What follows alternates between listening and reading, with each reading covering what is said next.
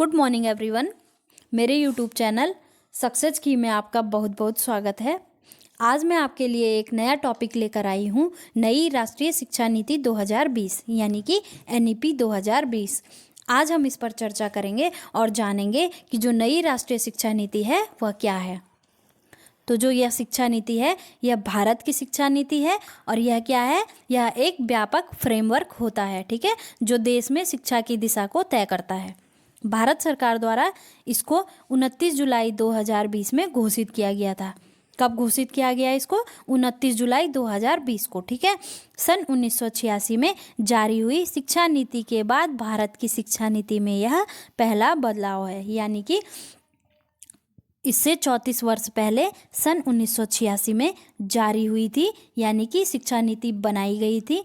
उसके बाद अब 2020 में यहाँ पर कुछ बदलाव किए गए हैं। तो जो राष्ट्रीय शिक्षा नीति में जो यह बदलाव है यह क्या है? नए बदलाव हैं, यानी कि पहले नए बदलाव हैं, ठीक है। वर्तमान में भारत दुनिया की दूसरी सबसे बड़ी शिक्षा प्रणाली है, यानी कि वर्तमान समय में जो भारत की शिक्षा नीति है यह दुनिया की दूसरी सबसे बड़ी शिक्षा प्रणाली है, जिसमें 1028 विश्वविद्यालय, 45,000 कॉलेज, 14 लाख स्कूल और 33 करोड़ विद्यार्थियों को शामिल किया गया है, ठीक है।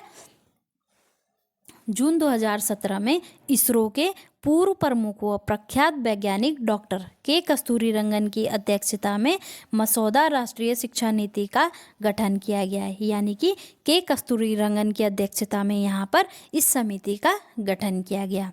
नई शिक्षा नीति के अंतर्गत मानव संसाधन मंत्रालय का नाम बदलकर शिक्षा मंत्रालय कर दिया गया है, यानी कि MHRD का नाम बदलकर एजुकेशन मिनिस्ट्री कर दिया गया, ठीक है।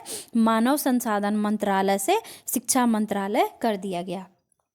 NEP 2020 वर्ष 1968 और वर्ष 1986 इसके बाद स्वतंत्र भारत की तीसरी शिक्षा नीति है। क्या है कि जो NEP 2020 है वह स्वतंत्र भारत के बाद की तीसरी शिक्षा नीति है, ठीक है।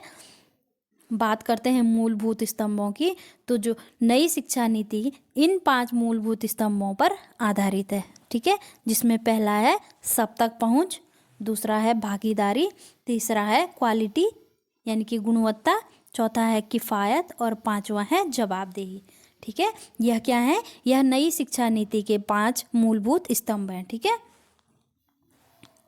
नई शिक्षा नीति ने कुछ लक्ष्य निर्धारित किए हैं, जिसमें नई शिक्षा नीति कहती है कि इसके तहत केंद्र व राज्य सरकार के सहयोग से शिक्षा क्षेत्र पर देश की GDP यानी कि सकल घरेलू उत्पाद, ठीक है, इसको 6% हिस्से के बराबर निवेश का लक्ष्य रखा गया है। क्या है यहाँ पर कि जो शिक्षा पर खर्च करना है, सरकारी खर्च हम जिसे कहेंगे, उसको 4% से बढ़ाकर 6%, ठीक है, कर देना है, ठीक है, यानी कि 6% तक इसका लक्ष्य रखा गया है, ठीक है। और NEP 2020 द्वारा 2 करोड़ स्कूली बच्चों को खुली स्कूली शिक्षा प्रणाली के माध्यम से मुख्य धारा में वापस लाया जाएगा, यानी कि यहाँ पर NEP 2020 का लक्ष्य है कि 2 करोड़ स्कूली बच्चों को खुली स्कूली शिक्षा प्रणाली के माध्यम से मुख्य धारा में वापस जोड़ा जाएगा।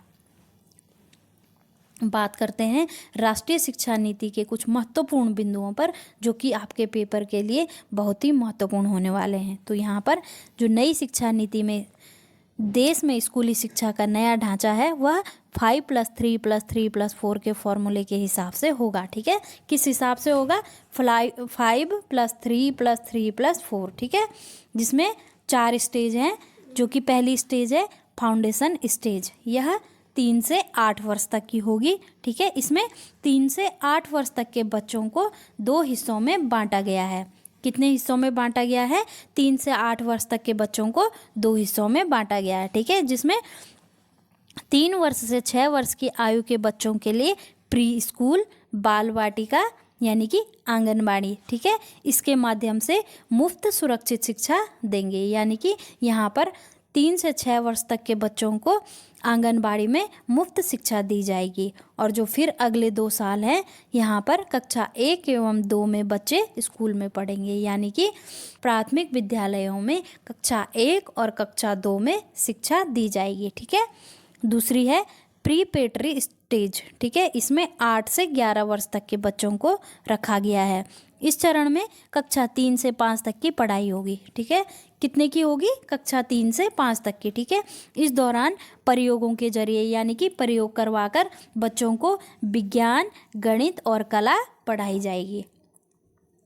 जो तीसरी स्टेज है वह है मिडिल स्टेज। यहाँ पर 11 से 14 वर्ष तक के बच्चे आएंगे, ठीक है। इसमें कक्षा 6 से 8 तक की पढ़ाई होगी। कितने की होगी?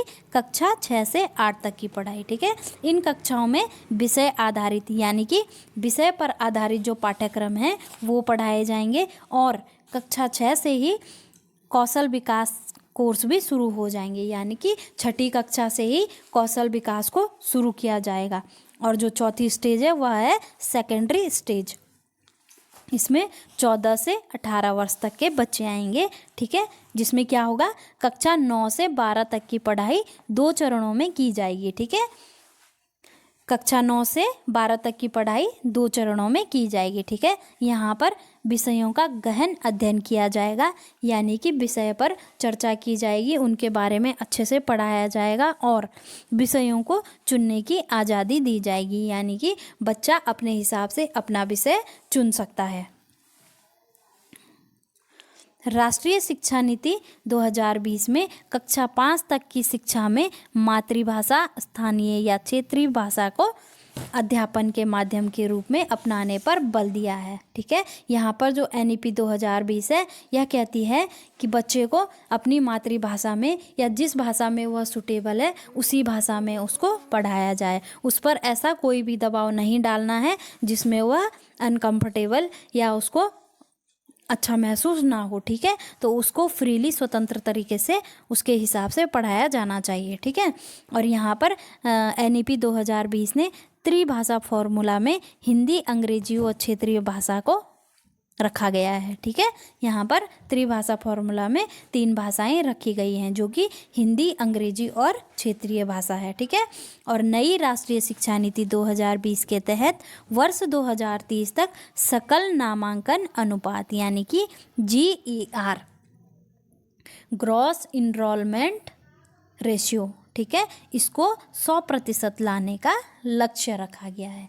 क्या है कि जो राष्ट्रीय शिक्षा नीति है इसके तहत 2020 तक जो स्कूलों में नामांकन होते हैं इनको 100% लाने तक का लक्ष्य रखा गया है, ठीक है।